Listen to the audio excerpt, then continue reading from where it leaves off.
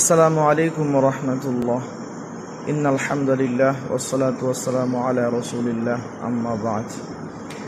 আজকে আমরা কুরবানির একটি বিশেষ আমল সম্পর্কে কথা বলবো ইনশাআল্লাহ।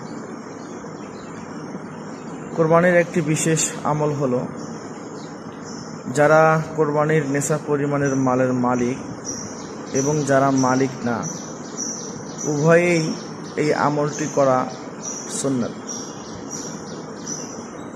যদি যে ব্যক্তি কোরবানি করবে, যাদের সমর্থ আছে, নেশাব পরিমাণের মালিক, সে যদি উক্ত আমলটি করে তাহলে সেও সবের ভাগীদার হবে।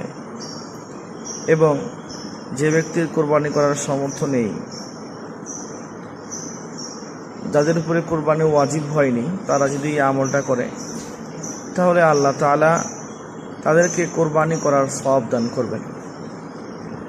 এই জন্য এই গুরুত্বপূর্ণ আমলটি আমরা সবাই করার চেষ্টা করব ইনশাআল্লাহ। সেই আমলটি হলো যে জিলহজ মাসের চাঁদ ওঠার আগ থেকে নিয়ে, অর্থাৎ জিলহজ মাস যখন শুরু হবে, চাঁদ যখন উঠবে, চাঁদ ওঠার পর থেকে নিয়ে 10 জিলহজ কোরবানির করার পর, অর্থাৎ কোরবানি যখন আপনি দিবেন তার আগ মুহূর্ত পর্যন্ত আপনি মোষ, হাতের নখ, চুল, বগলের পশম, নাভির নিচের পশম, এই সমস্ত কাটা থেকে আপনাকে বিরত থাকতে হবে।